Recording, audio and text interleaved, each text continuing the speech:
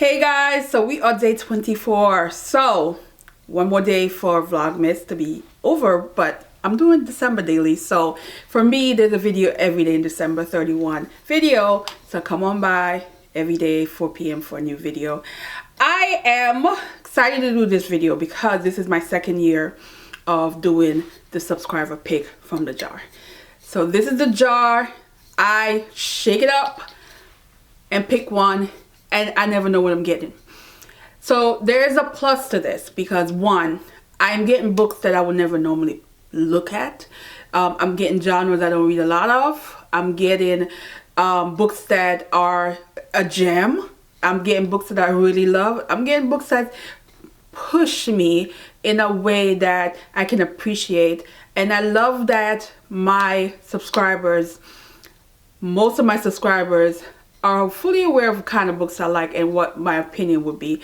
And some of you guys I know are entertained by it. This time around, I think this year the books are harder.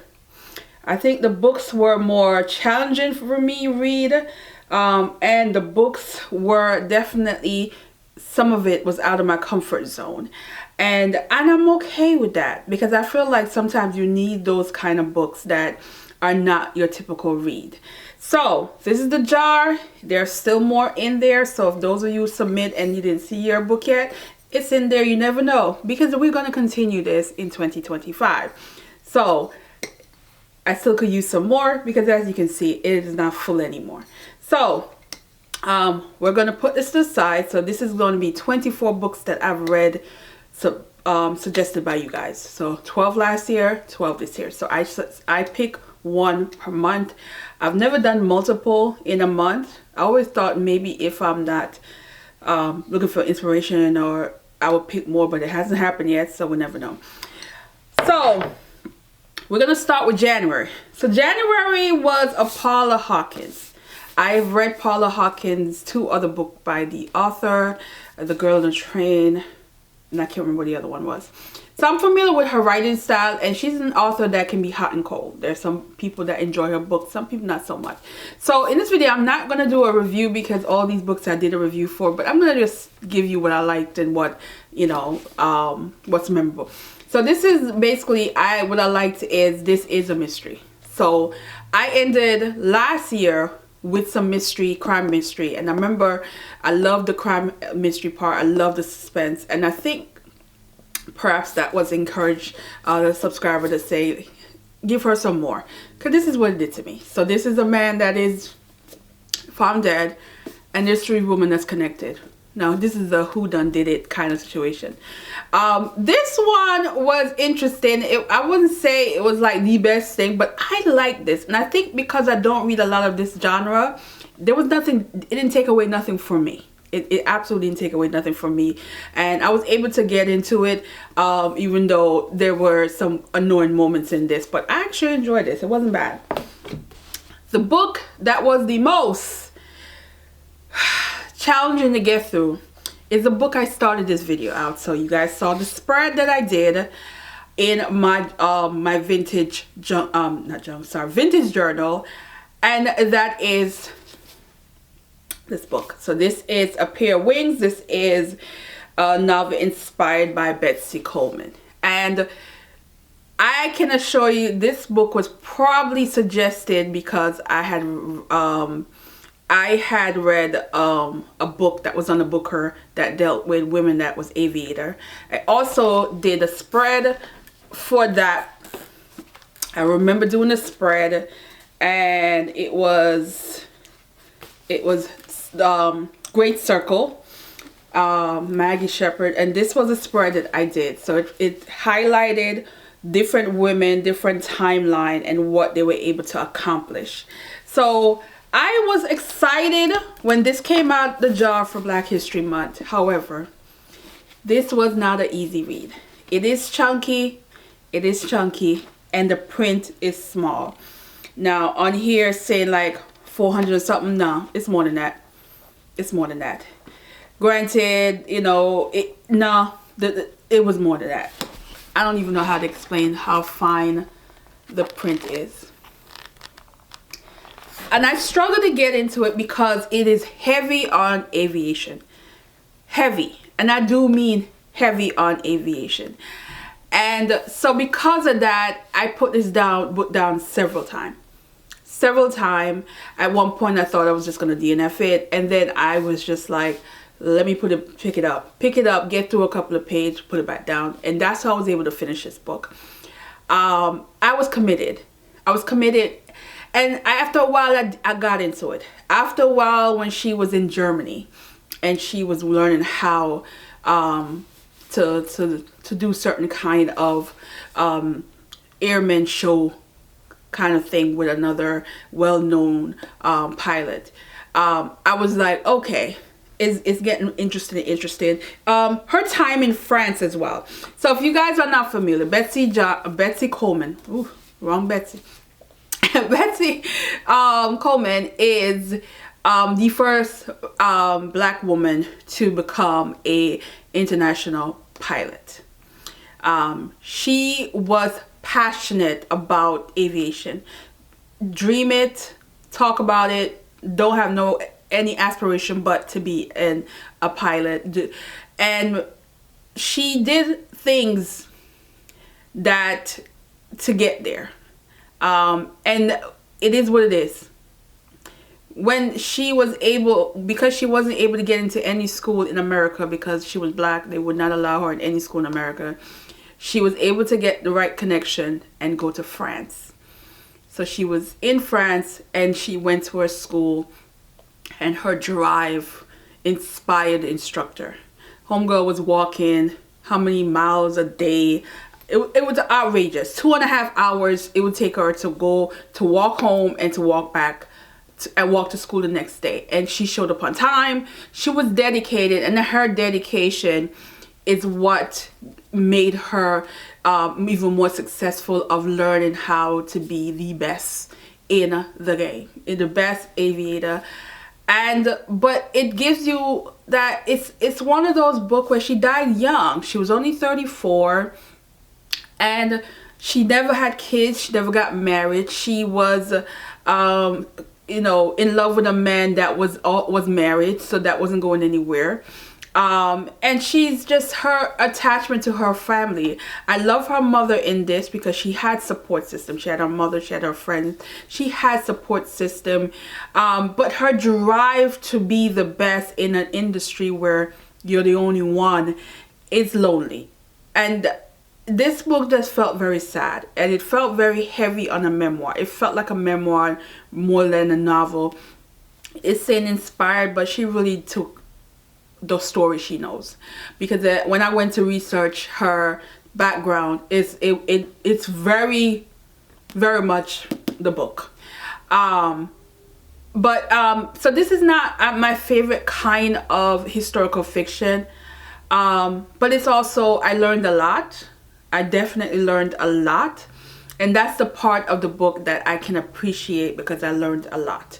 But it's definitely not my favorite kind of book that covers true stories, true life. It's not like Ella and some of the other ones I've read this year. This one was tough. It was tough to get through, and they did change it. There's a new cover, and the font is better. I think they probably got the hint that people were like, what the hell? Like, it's no way. My eyes should be bleeding. So the new book is definitely, do not get this edition. They did re-release it because I saw it in Barnes & Noble, and it's a beautiful cover. Honestly, I like this cover better because the other one is more bright, and this looks like a bio situation. But the font in the other one is way better. This font will kill your eyes. All right, now we got to February, and the only reason why I stayed long with February because February is the only book I didn't review. So let's get to March. In Memories, Alice Wynn. This was good. This is a World War I book, and it follows two young men, and is inspired by a true story of underage men who were slid their way somewhere along the line in the war. And this is the aftermath, the before, during, and the aftermath. It covers that. I absolutely like this one. This one was really good. It was on a few award lists, and I could see why. But it's one of those kind of book that the ending was warm. It was a warm ending for a bitter struggle, especially concerning these two young men, and the scars that they had to live with, and the trauma of what war can bring, and the matters of the heart as well. So this was really good. So I appreciate this one. The fourth one was the only one that didn't have a physical book. There wasn't any. It was the only option you had was ebook, and that is And Then Life Was Beautiful. And this is Ashley Monet, and this is a romance, and it is also it's more of a love story as well. So it follows a couple, and they're in that stage of dating and getting to know each other and things happening. And the man in this is discovered that his ex was pregnant and had a child for him, but he didn't discover this until she died in childbirth. So now he's a new father, and here goes a woman who's not sure she even wants any of this, or even he can handle any of this. So that is the gist of the story. You get their struggle. I thought this was another good one. I did enjoy this one as well. So that was good. That was good. And then we have The Ransom of Red Chief, and that was for May. And it wasn't just the short story, it's the collection. So I've read the entire thing, and this is O. Henry. Love this.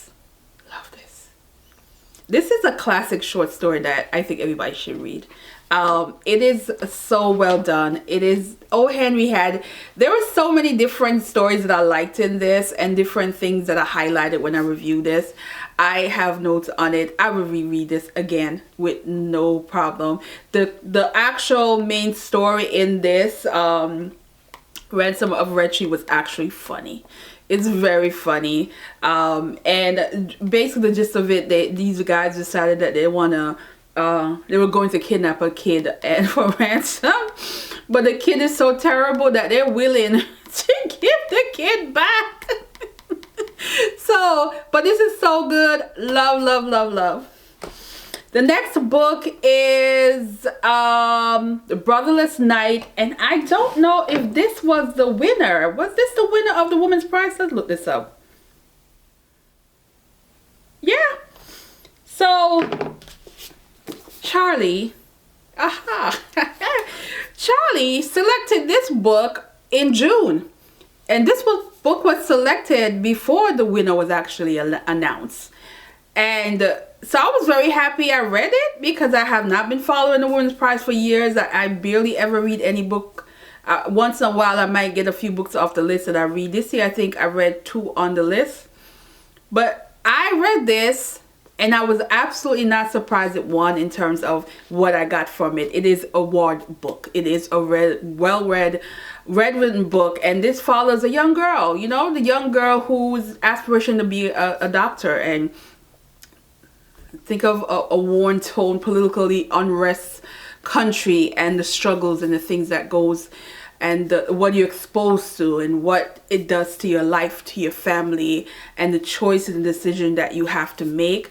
This is really one of those different, but different in terms of what I'm exposed to, in terms of when I read books that are in a war-torn area, political unrest area. I thought this was a different take on it, but it was definitely a journey, and it was definitely well done, put together, thought-provoking, absolutely thought-provoking. And so I was like, yeah, it won. But thanks, Charlie, because I probably wouldn't pick it up. And then we have for July The Miniaturist, and this one was another book that I would have never picked this up. For one, the cover is amazing, yes, but it's not giving what I think it is. I don't know why this cover would have given me like magical realism, fantasy kind of deal. It is not. It's a historical fiction. It is set way back. I thought it was 1686. It goes way back. And you know, this poor girl, this is when people used to marry for different reasons. But love. Cover up. This is scandalous. This is scandalous. This is, you know, it following, you know, this man that she married, his sisters in the house. There's some things happening in this family, and the poor girl was in the mix. I enjoyed this. It was very much gossipy, very much, you know, scandalous. This was good. And then we have August, and August is a pillar book. It's a historic. It's not historic. It is a classic. It is the oldest classic I've ever read. I mean, this is going back to, it's supposedly 966 to 1017. Sei Sagan is the author of this, and it's a Japanese, yes, it's a Japanese classic.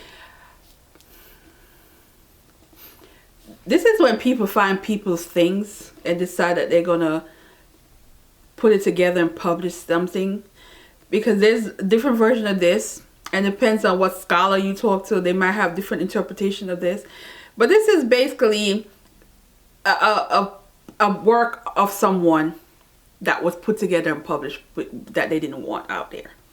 That's it. That's what I'm gonna give you. It is a complicated book. It is complicated because it's not a traditional book. It is not written in a traditional way. So this is one of those books you got to dissect, and you might have to read again certain sections just to really grasp what's going on. Ideally, I would never pick this up. At the same time, I appreciate that I did, because there's a lot to unpack that I'm still like, at times, like trying to get what I'm reading. But it's also entertaining, because their aspect of this is very entertaining when you think about women in waiting and the things that they're willing to do. Poetry is juicy in this. It's beautiful with the poetry. This is heavy on poetry, and so I was okay with this. This was one of those where I'm like, I don't even know how to rate this. Like, how do I even rate this? That's kind of the book that this is. But it's one of those, like, if you like classic, if you are into poetry, these are some of the kind of books that, even though it's not your typical modern day read, it's still also important to read. So I was here for this. Then we have September, and this is 84 Channeling Crossroad, and this is by Helena Haff. I thought this was fiction, and I'm hearing it is not. Because, so basically, this book is told in letter form, and it's following this writer, and she has this really like appetite for books that are rare, out of print, and she is communicating with a bookstore in England. And this bookstore is this man that works there is who she mainly corresponded with, and this is a correspondent that went over 20 years. They've never met, but they've become this strong bond within letters, within her desire and her strong passion for books. And when she's reading a book that she maybe thought she couldn't get her hands on, and they have that edition, or books that she could not find because they're out of print, there's that passion and how she talks about the book. But then she's also concerned because during this correspondence, there were things happening in that country, and where they were rationing food, there were, you know, things they couldn't get, and how she is communicating and doing things for that man and his family and anybody that was at the bookstore. This is short, but this is a book lover's book. So this is one of those people, like, if you are a collector of books and you really love certain books, you appreciate this storyline and how it's going. But I thought it was fiction, but it turned out that it's actually somewhat of a true story. So yeah. Then we get to October, and we have The Secret Agent. Now, The Secret Agent,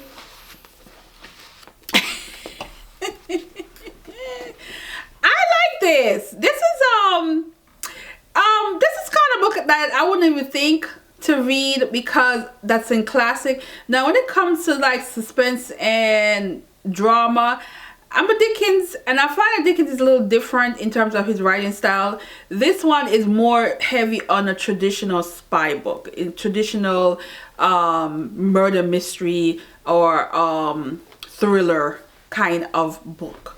And I want to say this is one of the pioneers of that kind of writing style where, you know, I guess you could say pre-James Bond maybe. What year was James Bond? Can't remember, but that kind of deal. And it is following the writer. What I did know when I researched, got inspiration from an actual true story that happened relating to a bomb. Yeah, and the bomb situation. But in this, it also has that connection with the man and his wife, and there's drama with that. When the wife storyline pop up in this, I was just like, yeah,